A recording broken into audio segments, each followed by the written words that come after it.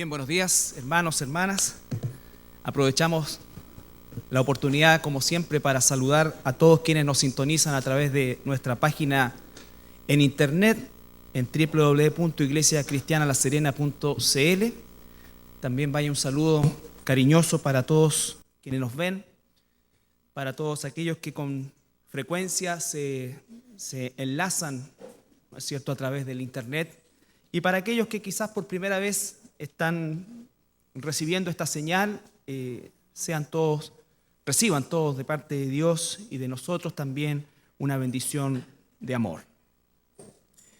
El día de hoy, hermanos, vamos a continuar y vamos a terminar parte del capítulo 4 del estudio de la carta a los Colosenses, escrita por el apóstol Pablo, donde nosotros hemos titulado esta serie de estudios que ya llevamos varias semanas, Las nuevas vestiduras.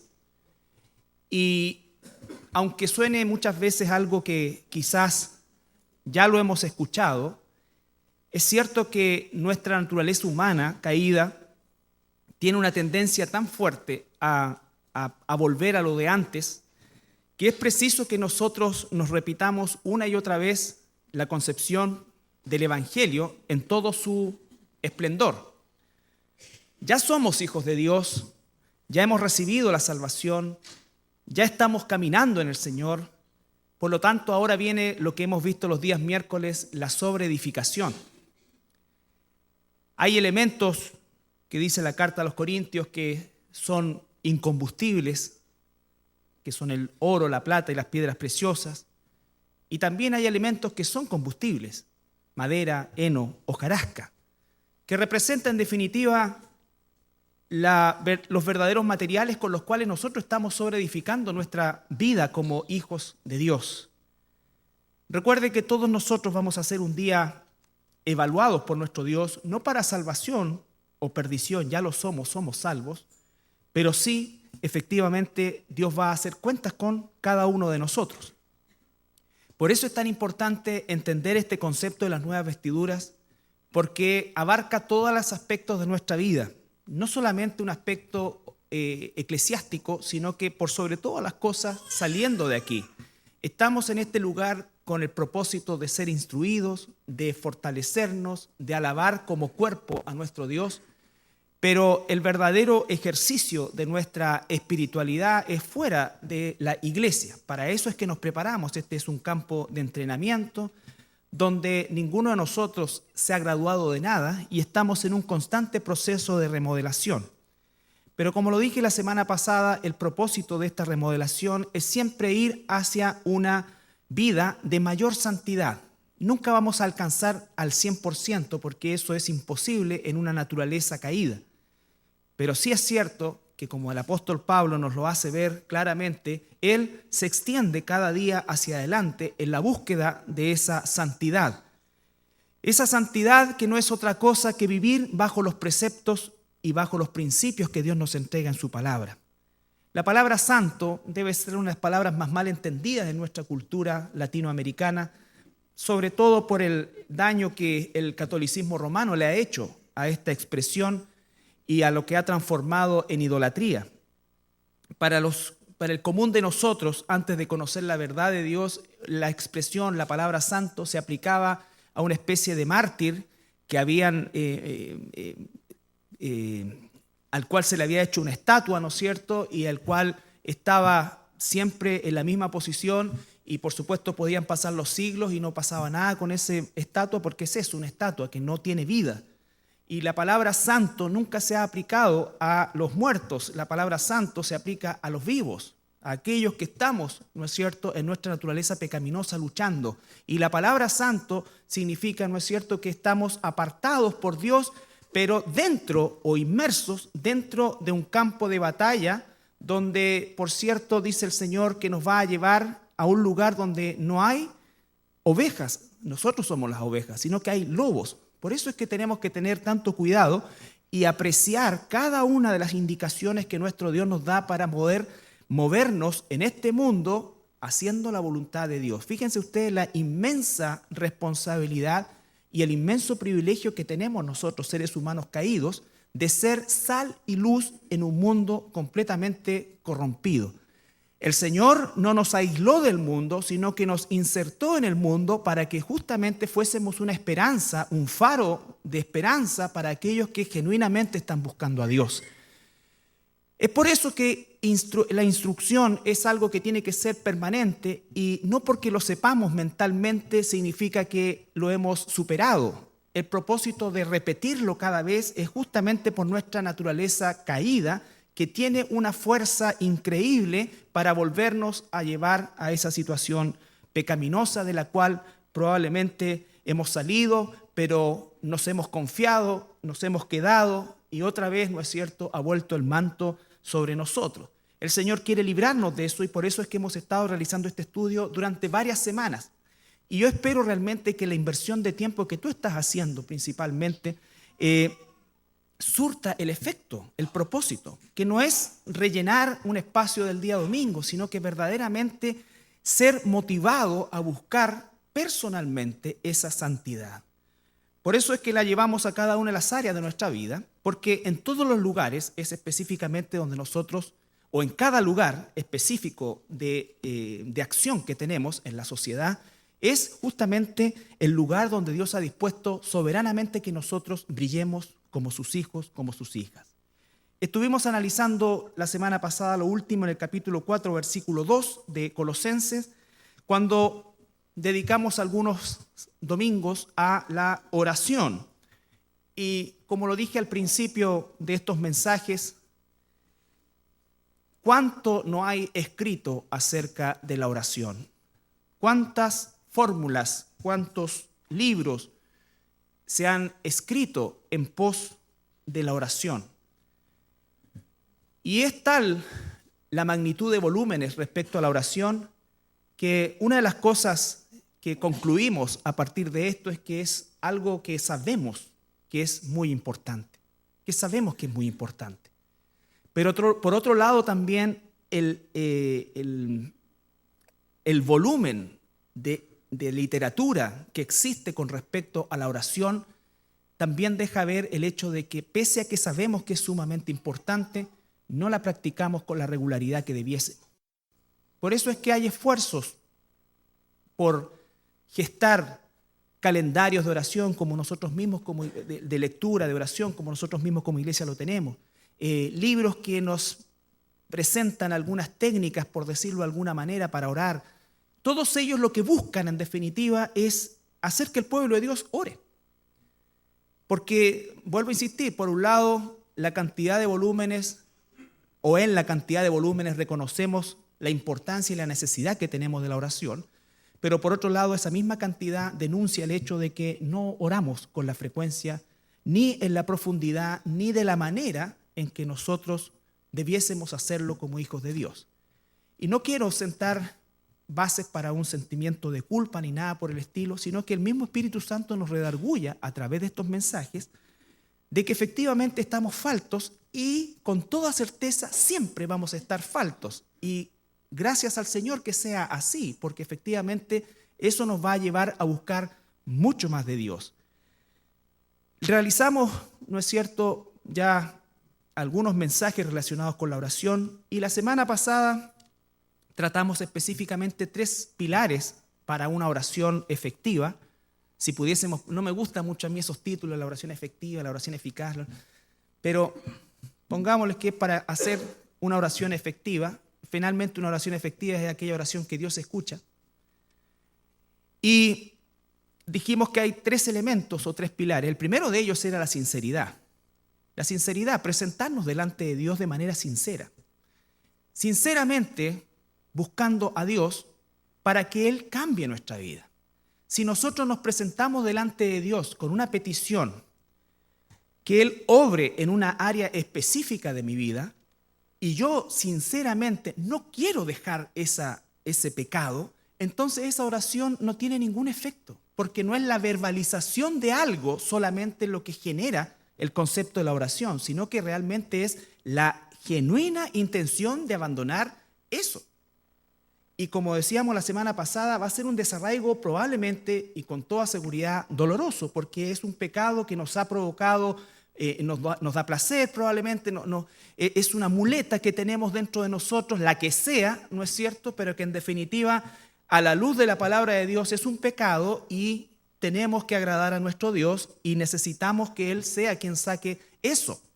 Puede ser un vicio, puede ser una mala disposición, en fin, cada uno de nosotros puede perfectamente identificar eso.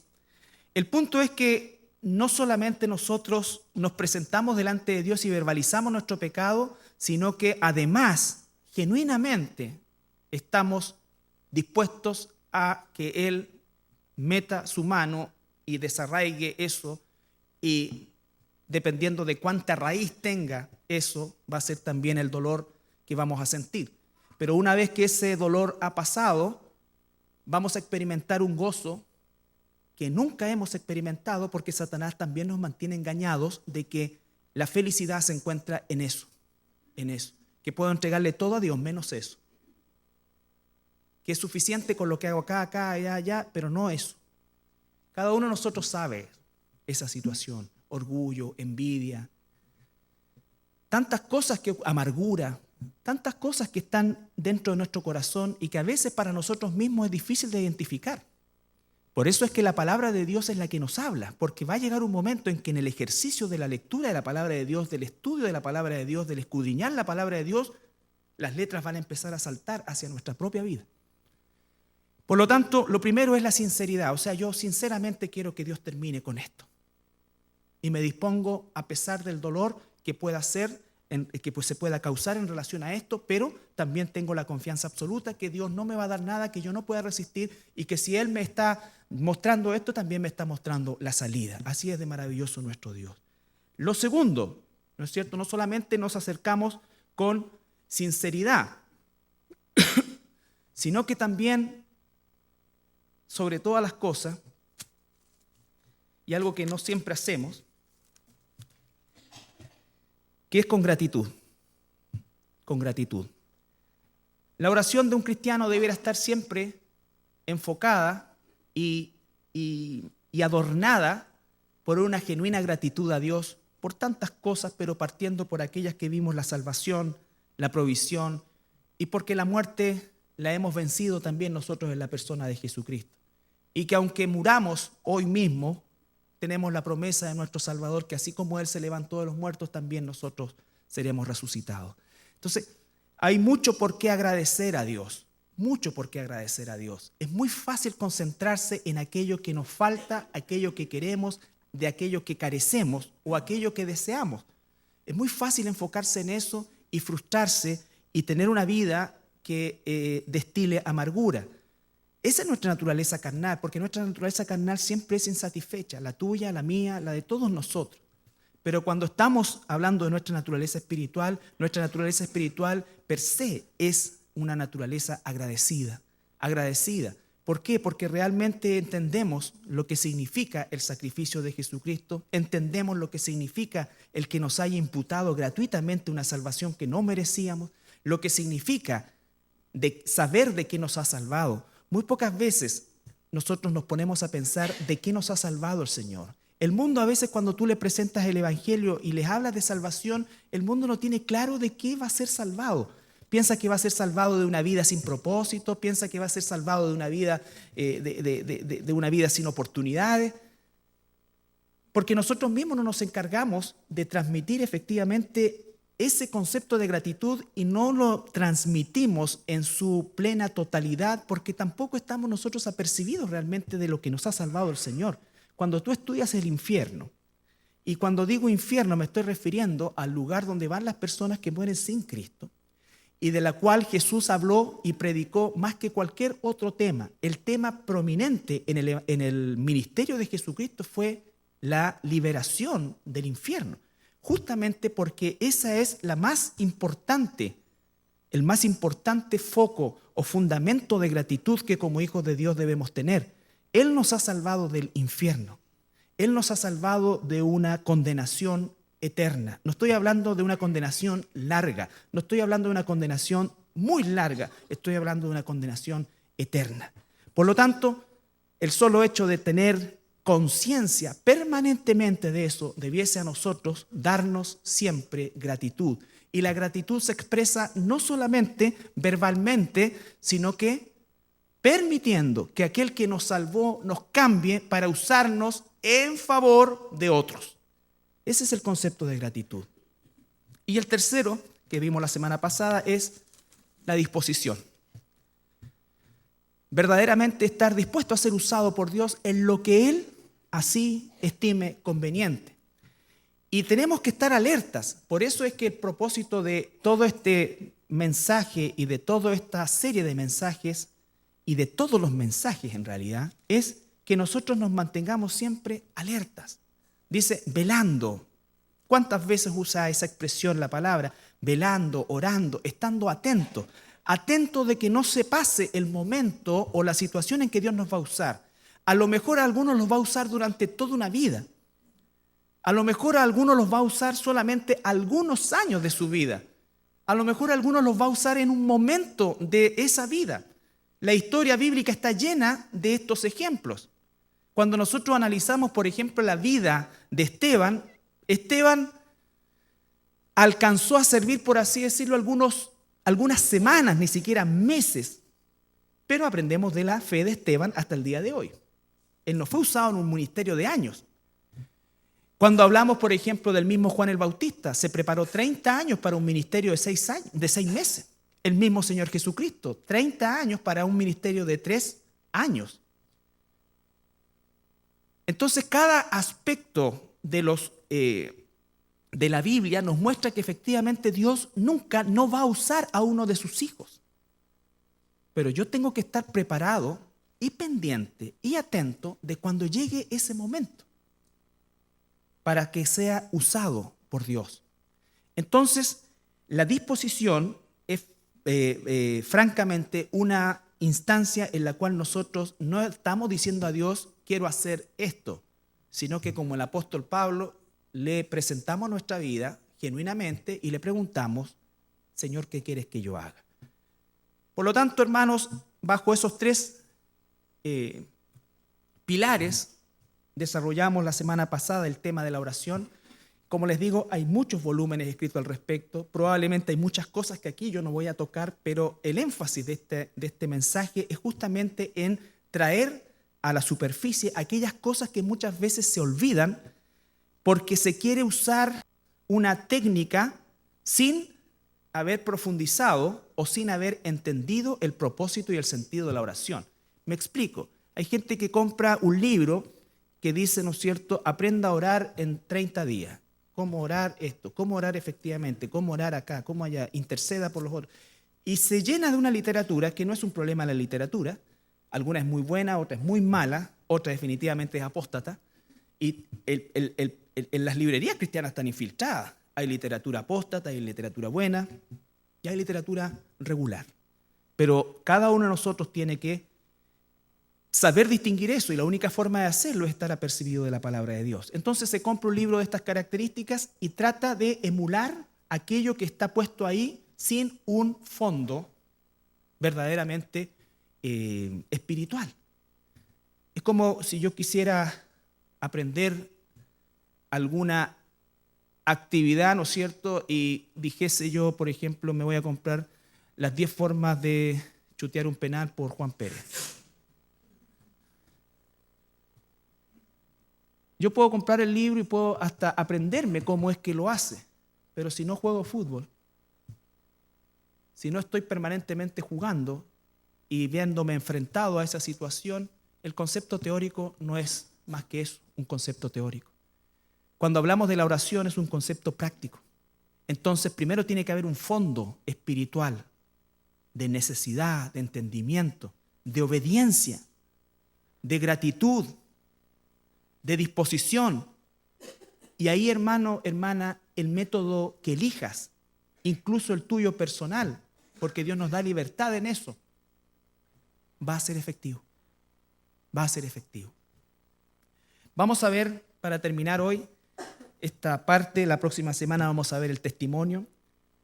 Había pensado yo en los tipos de oración, pero la verdad que eso era como dar una receta y separar lo que he querido justamente enseñar en este tiempo, que es la oración en todo tiempo, sin cesar.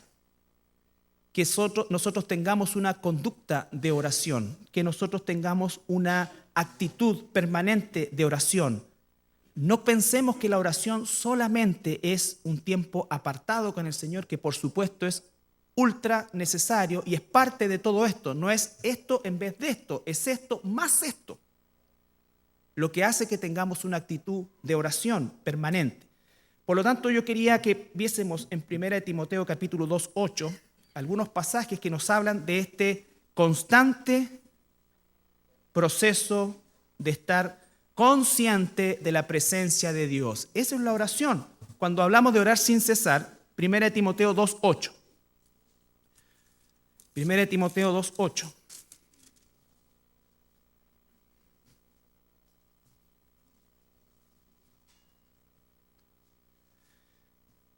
Aquí grafica el concepto universal y permanente de la oración.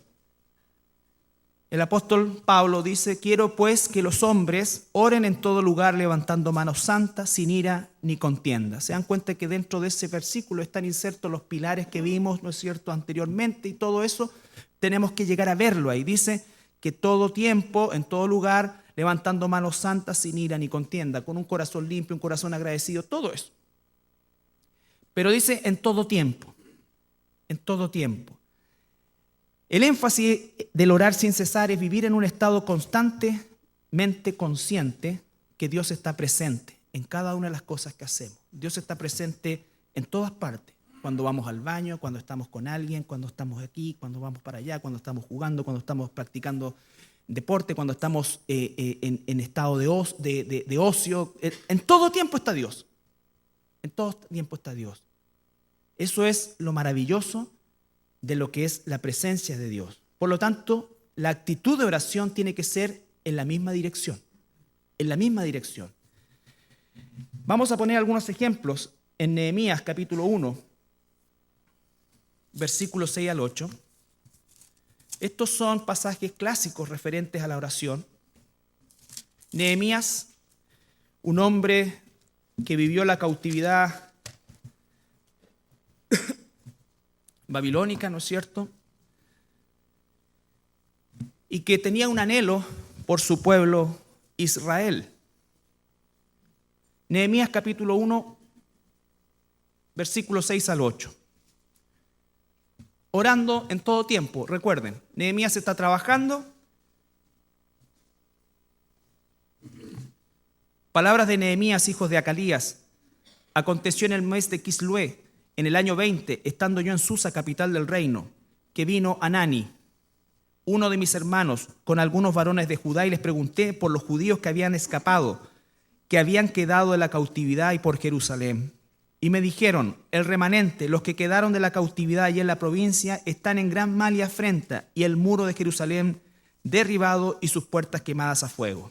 Fíjense, acá viene: cuando oí estas palabras me senté y lloré, e hice duelo por algunos días, y ayuné y oré delante del Dios de los cielos. La primera reacción de Nehemías es la oración. Inmediatamente, la oración. Cuando tú recibes una noticia, buena, mala, la que sea, ¿cuál es nuestra primera reacción? ¿Qué es lo primero que hacemos? De eso se trata esto, estar pendiente. ¿Van a llegar malas noticias a tu vida? Por supuesto que sí. ¿Van a llegar buenas noticias? Por supuesto. ¿Qué es lo primero que hacemos? Eso quiero que quede claro acá, más que el contexto propiamente tal. Aquí Nehemías pregunta por la situación, el estado del remanente de Israel, y le dicen que está en un estado calamitoso. Lo primero que hace él, ora, se duele, y después de hacer eso comienza ¿qué cosa? Y dije: te ruego, Jehová Dios de los cielos, fuerte y grande y temible, que guarda el pacto y la misericordia de los que le aman y guardan sus mandamientos, siempre enlazado con la palabra. Esté atento ahora a tu oído y abierto tus ojos para oír la oración de tu siervo que hago ahora delante de ti, día y noche, por los hijos de Israel tus siervos, y confieso los pecados de los hijos de Israel que hemos cometido contra ti. Sí, yo y la casa de mi padre hemos pecado. En extremo nos hemos corrompido contra ti y no hemos guardado los mandamientos, estatutos y preceptos que diste a Moisés tu siervo. Acuérdate ahora de la palabra que diste a Moisés tu siervo, diciendo: si vosotros pecareis y os dispersareis por los pueblos, versículo 9, pero si os volviereis a mí y guardareis mis mandamientos y los pusiereis por obra, aunque vuestra dispersión fuera hasta el extremo de los cielos, de allí os recogeré y os traeré al lugar que escogí para hacer habitar allí mi nombre. ¿Qué es lo que está diciendo acá? Lo primero, la primera reacción ante la noticia es orar y después reconocer su responsabilidad en la situación. Él comienza a orar y a recibir de parte del Espíritu la responsabilidad también que él tiene por esa situación. No se libera de esto, no se hace la víctima. No se hace la víctima, él se hace parte de la situación. Él llora, ora y comienza de día y de noche a clamar por esa situación. Eso es orar en todo tiempo. En todo tiempo, en todo momento, en toda situación. La primera reacción de Nehemías es orar. ¿Cuál es la primera reacción tuya? ¿Cuál es la primera reacción mía cuando recibimos una noticia, la buena o la mala? Hablemos específicamente de la mala. Nos pasa a todos nosotros. Entonces, Nehemías dice y confiesa el pecado y se sujeta, lo que significa que él conoce la palabra, se sujeta a la palabra, se sujeta a una promesa que él conoce en la palabra. Y aquí no está él reclamando, como te han enseñado, porque esa palabra no aparece, reclamando, ¿no es cierto? Porque no somos nadie para exigirle a Dios, sino que estamos nosotros mismos. ¿O tú crees que Dios no sabe lo que nos ha prometido? ¿O acaso Él es deudor de alguien para que yo le esté reclamando? Todas esas babosadas, reclama tu milagro, reclama esto. Por la bondad de Jehová no han sido consumidos. Pero no es una actitud que corresponde al pueblo de Dios. El pueblo de Dios reconoce quién es Dios. Él no es mi compadre, no es mi partner, no, es mi Dios.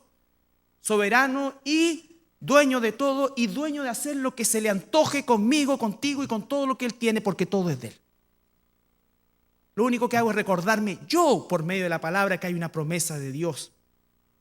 Y si a Él le place, la haga efectiva. Si a Él le place, la haga efectiva.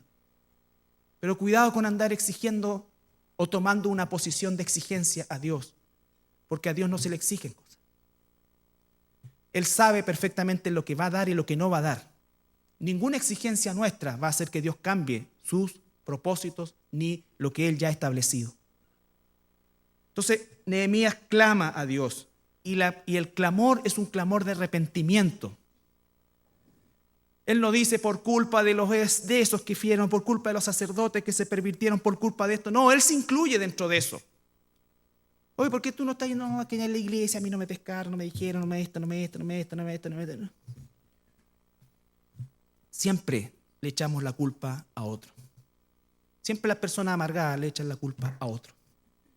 Pero Nehemías no se amargó, Nehemías se compungió y eso lo llevó a orar.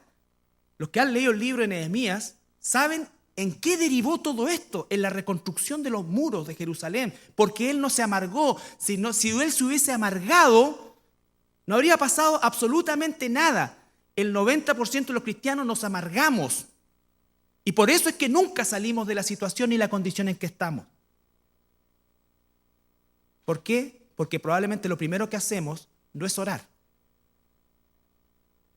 Y si llegamos a hacerlo, lo hacemos a lo mejor de mala manera, porque no nos hacemos parte de la situación. Tú y yo somos parte de la corrupción del mundo. Dios nos ha sacado de ahí, pero también somos parte de la corrupción del mundo. Y por eso es que ahora nos devolvemos a ese mundo del cual hemos salido como luz, por amor a ellos. Por amor a ellos. Ahí mismo en Nehemías, el capítulo 2, versículo 1, capítulo 2, versículo 1 al 4, no dice que Nehemías dejó botar la pega y se fue a hacer. No, una actitud. Pero para sostener esta actitud significa que en sus tiempos libres, él tiene tiempo personal de intimidad y de calidad con el Señor. Y ese tiempo de calidad e intimidad con el Señor no es sobarle el lomo a Dios. Dios, qué lindo eres, tan maravilloso eres, Señor. No, Dios quiere escuchar un corazón constrito y humillado, porque todos los días tenemos de qué arrepentirnos. Todos los días tenemos de qué arrepentirnos. Sucedió en el mes de Nisán, en el año 20 del rey Artajerjes, que estando ya el vino delante de él, tomé el vino y lo serví al rey. Y como yo no había estado antes triste en su presencia, me dijo el rey: ¿por qué está triste tu rostro? Pues no estás enfermo, no es esto sino quebranto de corazón. Entonces dice que temía en gran manera. Y dije al rey, para siempre vive el rey: ¿cómo no estará triste mi rostro cuando la ciudad, casa de los sepulcros de mis padres, está desierta y sus puertas consumidas por fuego? Me dijo el rey: ¿qué cosa pides? Entonces oré al Dios de los cielos. En ese momento automático. Por eso es que la oración en todo tiempo es la conciencia de que en todo tiempo estoy conectado con Dios. Fíjense la humanidad de Nehemías. Aquí no le está preguntando el presidente qué es lo que te pasa. No está viendo una cara amargada, sino que está viendo una cara triste. Y cuando le pregunta, no voy a hacer la mueca pero hay diferencia entre la cara triste y la cara amargada. A veces nosotros estamos tristes, por supuesto. Pero la cara amargada ya tiene las comisuras hechas abajo. ¿Sí?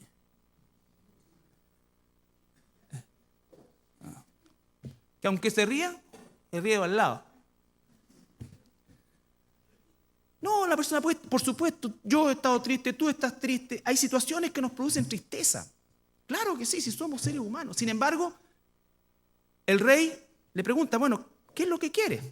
Lo que significa que Nehemías era un trabajador excepcional. No un vago de miércoles que dejaba la pega botada, que se llamaba cristiano, que después decía sí, amén, amén, amén, y todo lo dejaba botado como abunda en el día de hoy.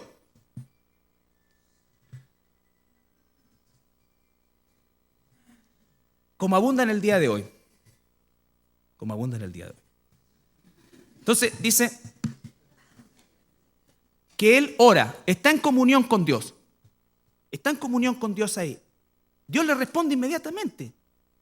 No tiene que decir, mira, espérame, 3 días voy a orar. ¿Se han dado cuenta cuando a veces le digo, oye, ¿quieres hacerte cargo de esto? Mira, dame 2 meses de oración para...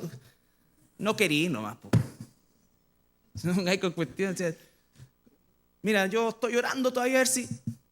Eso es decir, no quiero, porque la conexión debiera ser mucho más rápida. No estoy diciendo que necesariamente sea siempre instantánea, como el caso que nos está mostrando Nehemías, que es un ejemplo nada más para ver cómo la oración está presente en todo tiempo, en todo momento.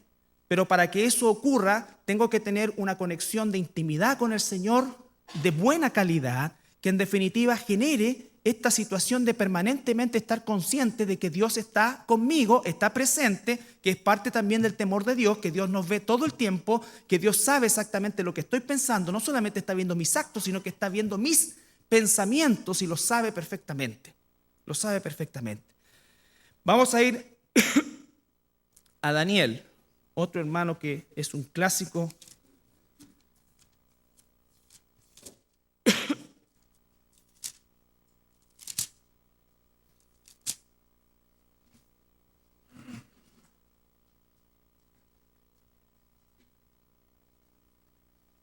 Capítulo 9.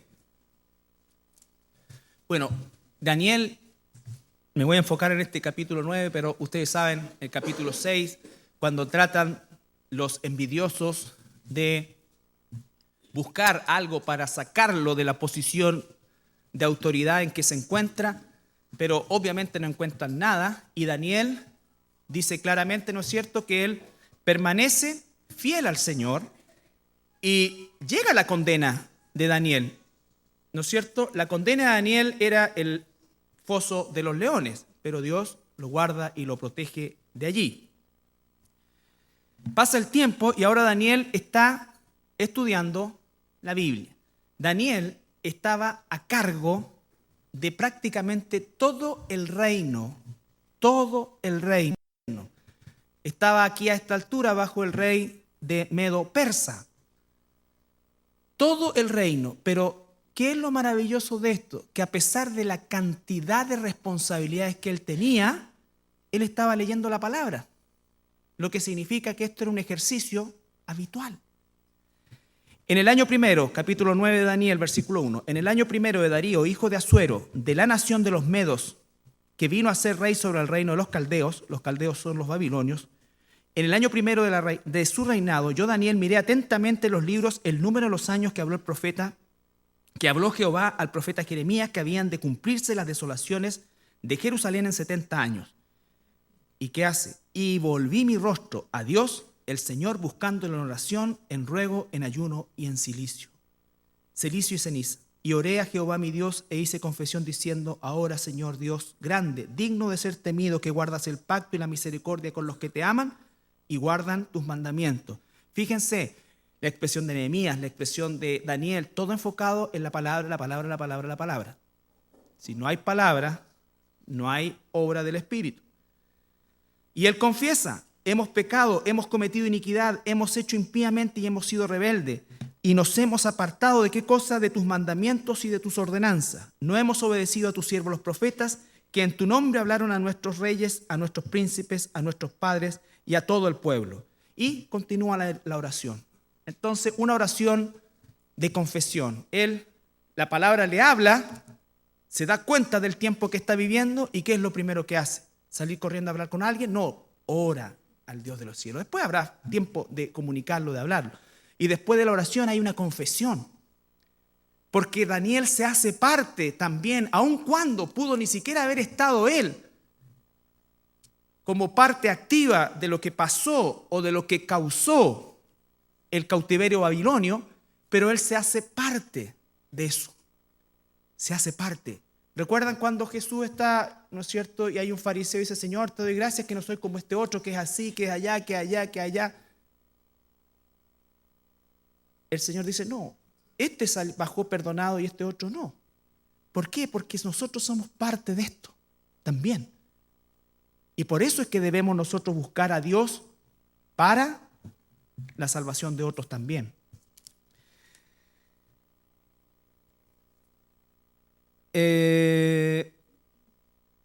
Voy a saltar alguno.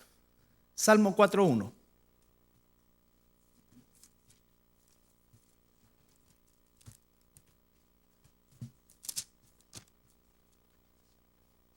Es muy tentador y puede ser que uno lo pueda hacer en buena forma, poner oración de intercesión, oración de esto, oración de esto, oración de esto, y entonces va a llegar a esquematizar todo. Puede hacerse para estudiarlo, pero es peligroso desde mi punto de vista porque justamente le quita esa espontaneidad que debiera surgir del solo hecho de estar siempre conectado con Dios. Siempre conectado con Dios. Capítulo 4, Salmo 4:1 dice: respóndeme cuando clamo, oh Dios de mi justicia. Cuando estaba en angustia, tú me hiciste ensanchar. Ten misericordia de mí y oye mi oración. Clamor. La oración se intercede también por otros, se hace uno parte de la situación y clama al Señor con reverencia. Respóndeme cuando clamo, Dios de mi justicia. Cuando estaba en angustia, tú me hiciste ensanchar. Ten misericordia de mí y oye mi oración. Ten misericordia de mí. 17:1.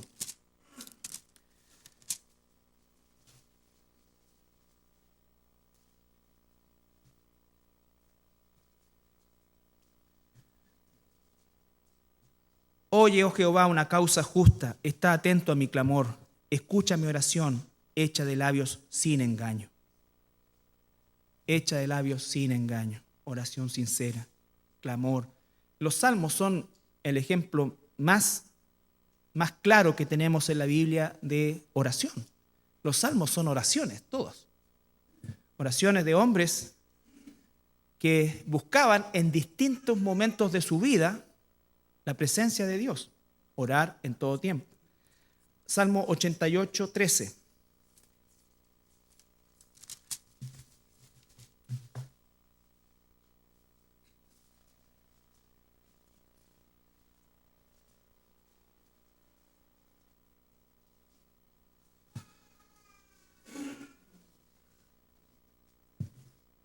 Mas yo a ti he clamado, oh Jehová, y de mañana mi oración se presentará delante de ti.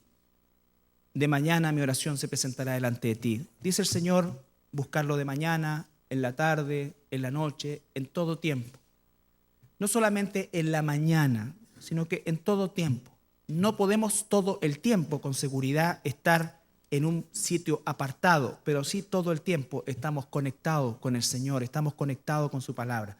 Pero necesitamos también tiempo a solas con Dios, tiempo de estudio de su palabra, tiempo de búsqueda de su palabra en la dirección correcta. La dirección correcta siempre es en función de que Él nos transforme. Antes que nos dé, que nos transforme. Cuando nos transforma, nos va a dar. Él dice, busca mi reino, mi justicia, y lo que tú necesites yo te lo voy a dar. No te preocupes por eso. La oración correcta, en la dirección correcta. Hechos, capítulo 3, versículo 1, Nuevo Testamento.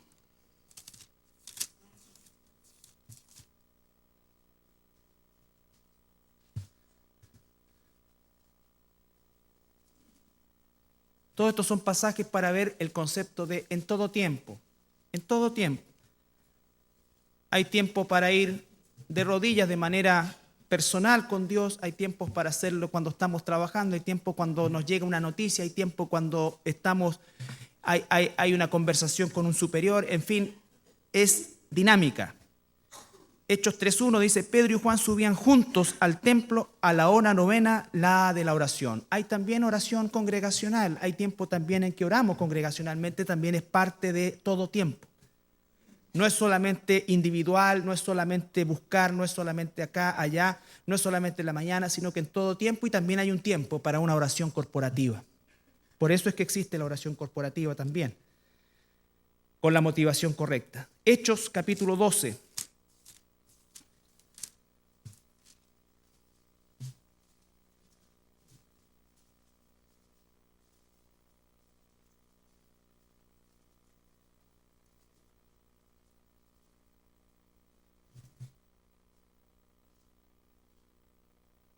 Versículo 5. Pedro es tomado prisionero, Jacobo es muerto y Pedro es encarcelado. ¿Qué es lo que se hacía? Así que Pedro estaba custodiado en la cárcel, pero la iglesia hacía sin cesar oración a Dios por él. La iglesia hacía oración por Pedro. Estaba su pastor, el apóstol, ¿no es cierto?, en una situación difícil. ¿Y qué hacía la iglesia? Oraba sin cesar por Pedro. ¿Ya?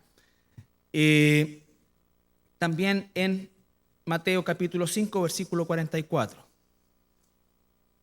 Esta no nos va a gustar mucho, pero hay que enseñarla. Mateo capítulo 5, versículo 44.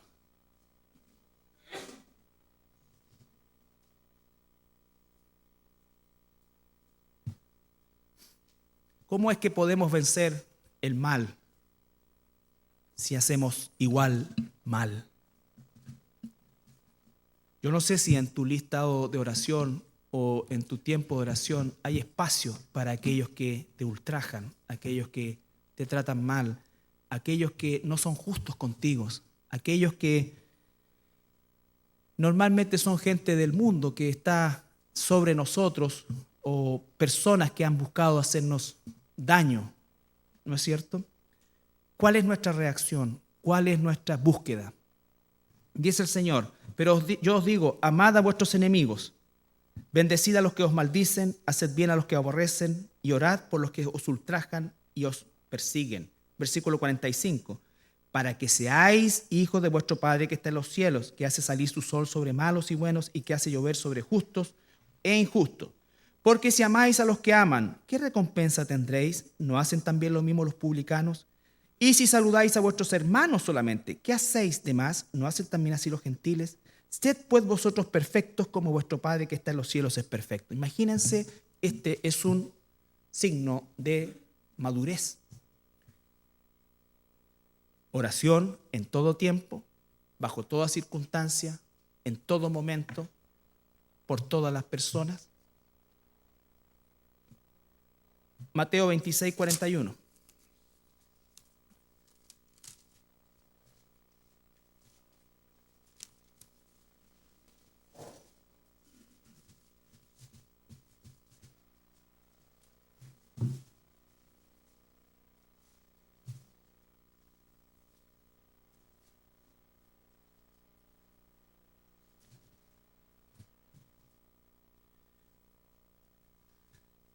Velad y orad para que no entréis en tentación.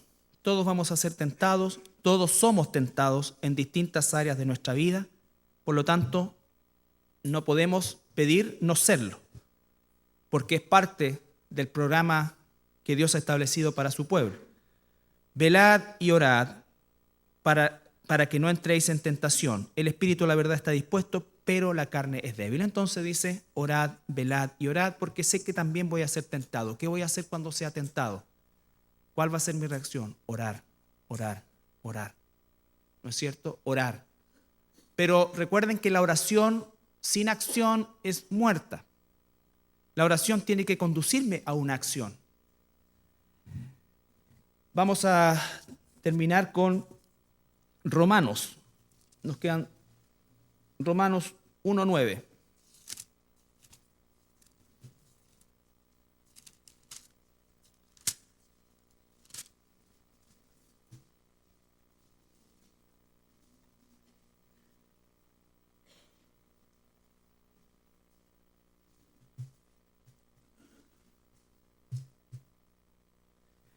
Romanos 1:8 y 9. Primeramente doy gracias a mi Dios mediante Jesucristo, con respecto a todos vosotros, de que vuestra fe se divulga por todo el mundo. Esa es la oración por aquellos hermanos que están luchando por hacer la voluntad de Dios, que están luchando por la sana doctrina, que están luchando por denunciar la apostasía, por hacer verdaderamente ser sal y luz en este mundo.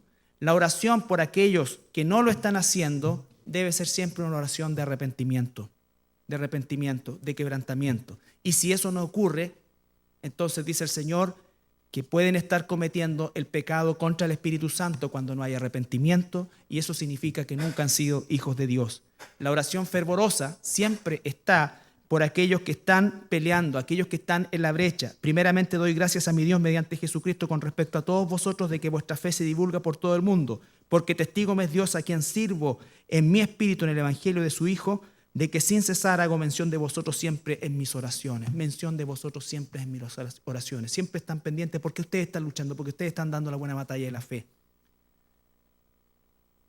Cuando nosotros oramos por hermanos alejados de esta iglesia o de cualquier otro lado, damos por sentado que son hermanos y hermanas, pero no oramos por aquellos que, llamándose hermanos, actúan como paganos. Y si alguna vez reciben una oración, tiene que ser el llamado al arrepentimiento. Y si eso no ocurre y hay un endurecimiento, entonces puede ser que estén pecando contra el Espíritu Santo, que es la única situación por la cual el Señor dice que no hay perdón. Que no hay perdón. Romanos 12:12.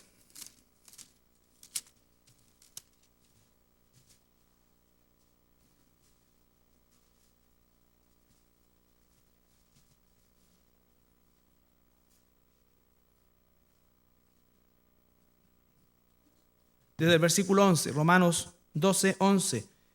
En lo que requiere diligencia, no perezosos, ferviente en el espíritu, sirviendo al Señor, gozoso en la esperanza, sufridos en la tribulación, constante en la oración, compartiendo para la necesidad de los santos, practicando la hospitalidad. Bendecid a los que os persiguen, bendecid y no os maldigáis. Gozaos con los que se gozan, llorad con los que lloran, unánimes entre vosotros, no altivos, sino asociándose con los humildes. No seáis sabios en vuestra propia opinión. Y sigue. Transformación. Filemón. ¿Cuánto han leído al hermano Filemón?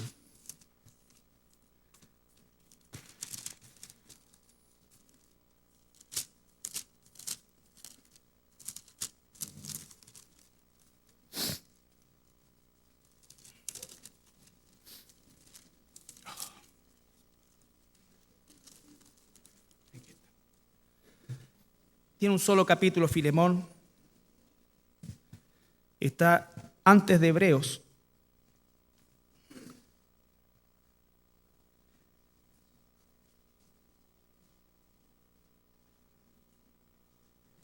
Filemón, versículo 4 al 7. Doy gracias a mi Dios haciendo siempre memoria de ti en mis oraciones. ¿Por qué? Porque oigo el amor y de la fe que tienes hacia el Señor Jesús y para con todos los santos, para que la participación de tu fe sea eficaz en el conocimiento de todo el bien que está en vosotros por Cristo Jesús. Pues tenemos gran gozo y consolación en tu amor, porque por ti, oh hermano, han sido confortados los corazones de los santos. Un siervo fiel, cubierto con la oración de otro siervo fiel, el apóstol Pablo y de la iglesia. El último pasaje, el Salmo 51:10, que resume todo lo que quizás de manera no tan esquemática o francamente no esquemática he querido transmitir el día de hoy, porque vuelvo a insistir, hay cantidad de volúmenes que nos hablan de técnicas, de esquemas, de formas de orar. Pero el propósito de la oración generalizada o en general o aplicable a todo se encuentra en los 3 pilares que vimos la semana pasada: sinceridad, gratitud y disposición. Y cada uno de estos pasajes que hemos visto es con el propósito de ver el concepto de la oración en todo tiempo consciente de que Dios está presente, en todo tiempo de que Dios tiene respuesta para nosotros, en todo tiempo, en todo momento, en toda circunstancia. Siempre una inclinación hacia la oración. Y por supuesto, esto viene de un proceso personal con Dios en intimidad. Salmo 51:10. Todo lo que hacemos, cuando hablamos de que hacemos todo para la gloria de Dios, cuando decimos que hacemos todo para honrar el nombre de Dios, va en esta dirección. Y este es el sentido final o el propósito principal de toda oración, en todo tiempo, en toda circunstancia. Crea en mí, Salmo 51, Dios, crea en mí, porque no lo tengo. Oh Dios, un corazón limpio, lo primero, un corazón limpio, crea en mí, es decir, estoy clamando a Dios para que me transforme, para que me cambie conforme a su modelo, que se haga su voluntad en mí. Me presento sinceramente, agradecido y dispuesto a que Él lo haga. Crea en mí, oh Dios, un corazón limpio. No levante la mano, pero ¿es verdaderamente esa la motivación tuya y mía? De eso se trata el cristianismo. Si realmente quiero que Dios cree en mí un corazón limpio, que Él trate con mi pecado de verdad, que Él me use de verdad, que Él se glorifique en mí de verdad, o es solamente una declaración religiosa.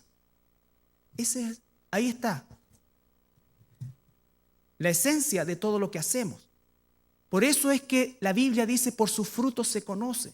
Si en el tiempo no hay frutos de ese corazón limpio que Dios está formando en aquel que verdaderamente se entrega al proceso de transformación que se llama en la Biblia santificación por parte de Dios, si eso no se traduce en efectos prácticos en su trabajo, en sus decisiones, en sus conversaciones, en sus hábitos,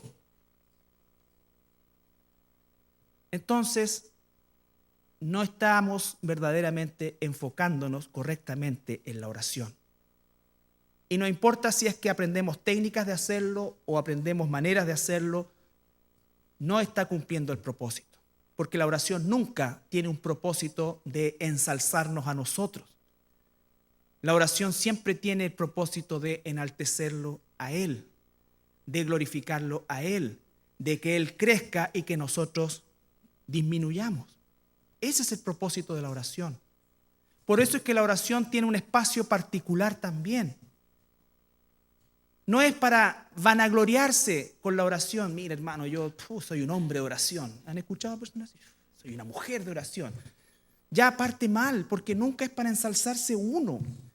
Si realmente eres un hombre o una mujer de oración, ¿sabes qué? Se va a notar en tu vida. Se va a notar en cómo tratas a tu esposa. Se va a notar en cómo tratas a tus hermanos. Se va a notar en cómo manejas tus finanzas. Se va a notar en cómo es tu relación con tus hijos, se va a notar en todas esas cosas, en cómo te comportas cuando viene una mala noticia, se va a notar cuando se te pincha el neumático, se va a notar cuando tengas un auto atrás encima metiendo su punta, se va a notar en eso, se va a notar cuando tienes un vuelto de más, se va a notar cuando pase una niña, ¿no es cierto?, estupenda, y tú qué vas a hacer, o un tipo estupendo, tipo, no, Rambo está muy viejo, no sé quién era. ¿Cómo es que reaccionaste? ¿Cómo es que miraste? ¿Cómo es que hiciste? ¿Qué es lo que hiciste? Ahí se va a notar, no tienes que decir soy un hombre de oración, yo paso, tengo un tercer piso como había un loco, ¿cierto? Y ahí yo paso días enteros y lo digo loco con todas sus palabras porque es eso. No me imagino a Jesús hablando de esa manera ni a ninguno de sus apóstoles. ¿Ustedes creen que Pablo no tenía tiempo de oración? Quizás en qué caverna, pero no sale en la Biblia. Porque si no se ensalzaría él. Y nosotros diríamos, realmente se pasó. Cuando él dice en el pretorio las cosas que me han pasado, ¿sabes qué es lo que pasaba? El pretorio era una cuestión cerrada donde los soldados romanos no dejaban entrar casi nunca a nadie, o mejor dicho, casi nunca entraba alguien aparte de ellos, para que no viera la forma en cómo torturaban a los presos. Entonces él dice, las cosas que me han ocurrido en el pretorio, no las cuenta, no les dice, no lloriquea, ninguna cosa, han redundado, ¿para qué? Para que el evangelio avance. Porque viendo que a pesar de lo que me pasa a mí, los demás cobran ánimo. Pero no cuenta eso, porque el propósito de Pablo no es ser un mártir, no es ser una figura que él sobresalga, sino que la mano de Dios en su vida. La mano de Dios en su vida. Entonces, si tú eres un hombre o una mujer de oración, se va a notar. Si necesitas apoyo para la oración, la tienes que buscar. Si necesitas dirección, la tienes que buscar, pero tiene que haber una sinceridad. Tiene que haber una sinceridad, o sea, realmente hacerlo. Para que fluya después, como lo hemos visto en todo esto, en todo tiempo. Crea en mí un corazón limpio y renueva un espíritu recto dentro de mí. Renueva un espíritu recto dentro de mí, porque todos los días mi espíritu se tuerce. La tendencia es a torcer, siempre. Y si nosotros dejamos que así sea, eso va a terminar completamente torcido, completamente torcido.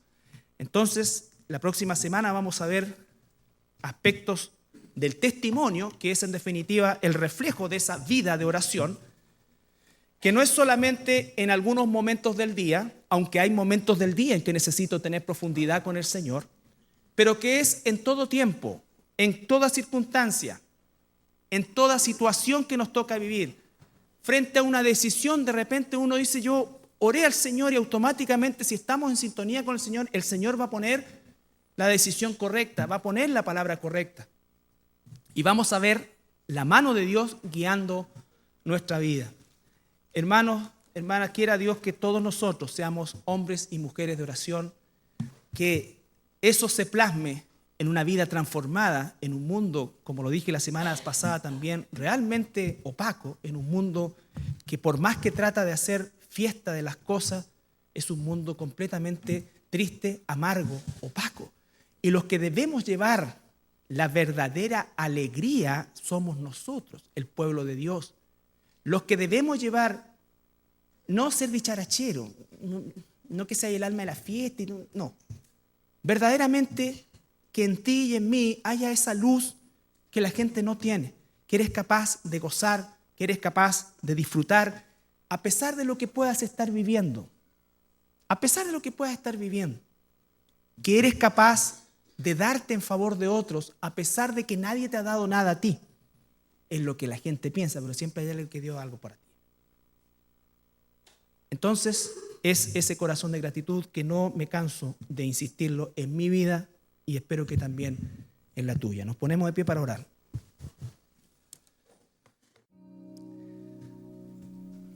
Quizás la oración más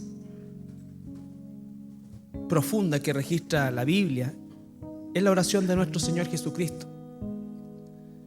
La única oración que Dios permitió que saliese a la luz pública, por así decirlo.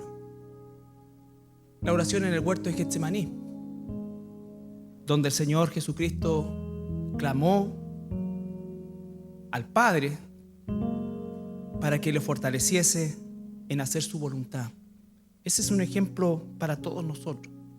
A veces hacer la voluntad del Señor va a ser desgarrador. Pero si le amamos verdaderamente, sabremos que es lo mejor para nosotros. Y no solamente para nosotros, sino para muchos otros. Porque la muerte de Jesucristo no beneficiaba directamente al Señor Jesús. Él es Dios. Si Él no hubiese completado su carrera o su propósito, o si Él se hubiese rehusado a ser crucificado, Él no habría dejado de ser Dios. ¿Pero por qué pidió tal fortaleza? Porque Él te vio a ti y a mí hace 2000 años atrás, que el fruto de su sacrificio iba a significar tu salvación y la salvación de millones a lo largo de todos estos siglos. ¿Cómo no tener gratitud de eso? El mayor ejemplo de desprendimiento es ese. En un mundo egoísta, pero inmensamente y multiplicadamente egoísta el día de hoy. Creo que ese es uno de los mayores pecados que tenemos nosotros el día de hoy, el egoísmo. El pensar solo en nosotros y para nosotros. El no tener la capacidad de darse en favor de otros. Y no estoy hablando solamente de un acto de caridad, sino que estoy hablando de un acto de oración, de bondad, de pedir por otros, de orar por aquellos que no conocen al Señor. Por eso para mí, y no con esto estoy sentando un precedente de presión ni nada, ni un grado de manipulación, y vive Dios que no es así, pero por eso es que tiene un sabor tan especial la oración del día miércoles. Porque es una instancia tan sencilla, tan escasa en demanda, una hora, y escuchar las oraciones que ustedes hacen, que yo hago por esos inconversos, y sentir el gozo de sacar a alguien de ese listado porque ya se convirtió. No se convirtió por mí, es el Señor el que toca su corazón. Pero el Señor me usó como parte de eso. Y te usó a ti también. De eso se trata esto. Por eso es que vuelvo a insistir, la oración del día miércoles tiene ese encanto, diríamos, de poder hacer un ejercicio de una hora, una vez a la semana, por otros. Por otros que no conocen al Señor, por otros que son cercanos a ti. ¿Se acuerdan cómo comenzamos hace años atrás? Yo te pasaba a mis familiares y tú me pasabas los tuyos. Menos mal que los míos ya estaban casi todos convertidos, porque a la persona que se los pasé desapareció.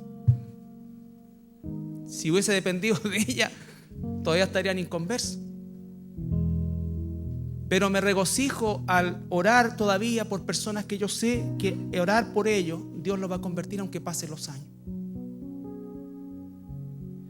Entonces, hermanos, esa oración es importante en todo tiempo, en todo momento. También en esta hora me dirijo a aquellas personas que nunca han recibido al Señor Jesucristo por medio de una oración sincera. A aquellos que nunca han abierto su corazón y no le han entregado su vida. Yo quiero decirte con todo corazón, con todo amor y con temor de Dios, que tú estás en un gravísimo peligro. Si tú no te conviertes en un hijo de Dios, te condenarás eternamente. Para eso vino Jesucristo y pagó el precio de los pecados de toda la humanidad, incluidos los tuyos, los míos, para que un día tú llegases a escuchar este mensaje y pudieses responder en tu corazón y en tu mente y en tu vida con un sí sincero de querer ser un hijo de Dios, una hija de Dios. Quizás has venido ya un par de veces y has escuchado esta misma oración, y no es que la haga un pastor o la haga... No, el efecto no está en repetir las palabras, el efecto está en sentir sinceramente cada una de ellas y en saber efectivamente que esa declaración sincera cambia mi condición delante del Padre de los cielos. Y eso es lo que te proponemos amorosamente el día de hoy, que le abras tu corazón al Señor Jesús. Busca a Dios mientras pueda ser hallado, porque va a haber un día en que este mensaje no se va a predicar, en que estas palabras no se van a decir. El tsunami de la apostasía está cada vez más grande y cada vez más se irán apagando los mensajes sinceros y el llamado sincero al arrepentimiento. Por eso es que yo te pido humildemente que le abras con sinceridad el corazón, tu corazón al Señor, y repitas conmigo esta oración. Señor Jesús, me presento delante de ti reconociendo que soy pecador y que sin ti estoy perdido. Te pido perdón por todos mis pecados. Reconozco que tú moriste por ellos y que resucitaste para darme a mí esa misma esperanza. Señor Jesús, te recibo en esta mañana como mi Salvador y mi Señor. En tu santo nombre. Amén. Si has hecho esa oración con sinceridad, créeme, porque la palabra de Dios así lo afirma, que tú has pasado a ser un hijo, una hija de Dios. Pero como recién nacido, necesitas cuidado, necesitas alimentación, necesitas bautizarte, necesitas de la iglesia. Y te abrimos las puertas de esta nuestra congregación de todo corazón, con todo lo que puede significar la convivencia entre los seres humanos. Pero como hijos de Dios, hoy día tenemos un propósito común, que es el que hace que todas aquellas diferencias que tenemos pasen a un segundo plano en función del propósito más grande, que es servir a nuestro Dios. Padre, también como tu pueblo en esta mañana nos acercamos a ti con un corazón agradecido. Una vez más, Señor, como cuerpo, porque tu sangre, Señor, fue derramada, tu cuerpo fue completamente desfigurado por nosotros, Señor, y tu vida fue entregada por ti voluntariamente en amor a nosotros, Señor.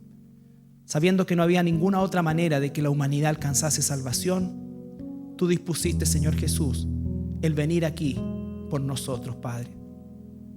Gracias, Señor, porque sin este sacrificio no habría razón de vivir, no habría esperanza en nosotros. Lo único que nos quedaría, Señor, es la expectación de un juicio y vivir eternamente separados de ti. Pero en tu infinito amor tú viniste a este mundo, te hiciste como nosotros, pero no viviste como nosotros, Señor.